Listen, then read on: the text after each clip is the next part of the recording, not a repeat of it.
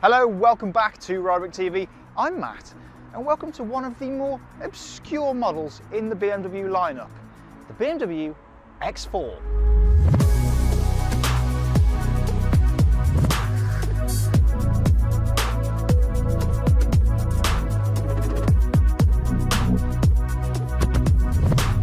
The X4 is BMW's entry into an ever-growing marketplace. This sort of coupe, but 4x4, but not 4x4, but coupe, but sporty, but utilitarian marketplace that's always growing. It's a slightly niche place to be, and actually the X6 started it all many moons back.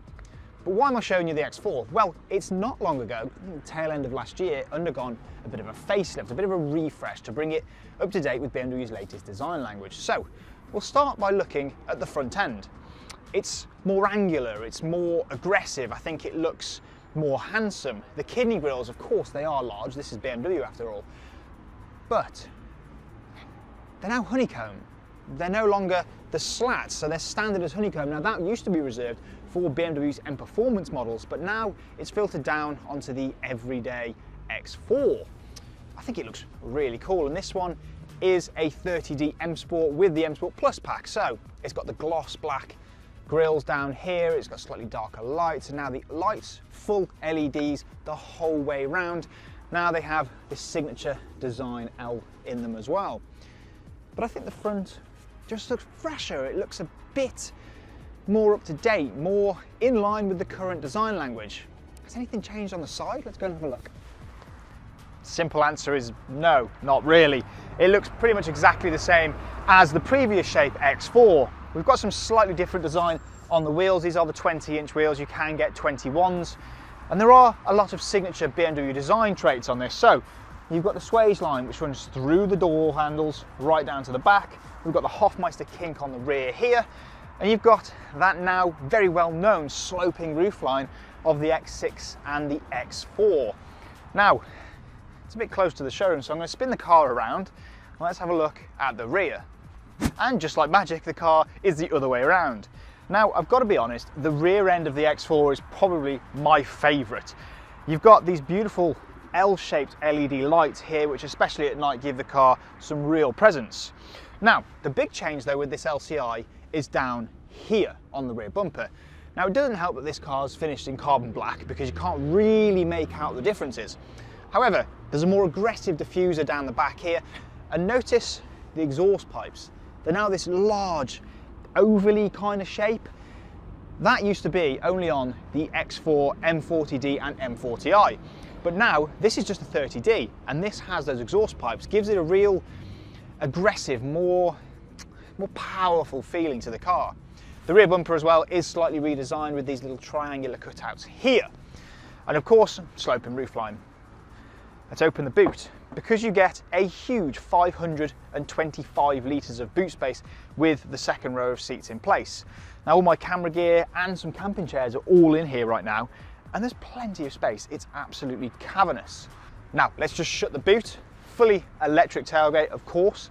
Now before I go and jump inside the car and have a look at some of the new technical features, let me just pass to myself in voiceover to run you through the engines and the trim levels available on the LCI X4. The X4 trim lineup is as simple as it gets. It is available as an M Sport, and that's it. The M Sport X4 is only available with two diesel engines, a 2-litre 4-cylinder and a 3-litre 6-cylinder, both of which feature mild hybrid technology.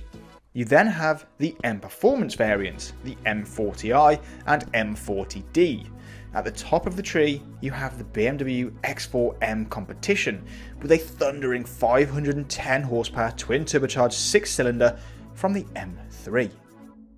Inside the new X4 feels pretty much exactly the same as the previous one. Ergonomically, everything is exactly where you'd expect it to be. This interior is so easy to fathom. You've got all your heater controls in here, which aren't on the touchscreen, which I love the physical buttons in here, makes it really easy and intuitive. One difference is we've now got a 12.3-inch infotainment screen in the center, which can run Apple CarPlay and Android Auto wirelessly. We've got a 12.3-inch again, digital driver's display directly in front of me, which can change depending on what driving mode you're in. And the quality and fit and finish of everything in here feels absolutely top drawer. I've got to be honest, it doesn't really feel any different to the previous shape X4, however, which I suppose is a very good thing because it is, as I've already said, an incredibly easy interior to learn and get used to and live with on a daily basis.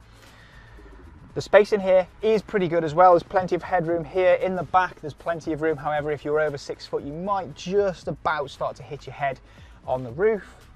And the visibility out, considering you've got such a small rear window, is actually very good. But now I think we need to answer the question. Does the new X4 LCI drive any differently to the previous shape? Well, the simple answer to that is no. It feels exactly the same to me, which means it feels just like a BMW, just a little bit higher. It holds the road really well, the steering response is brilliant, and this 30D, oh, it has plenty of poke.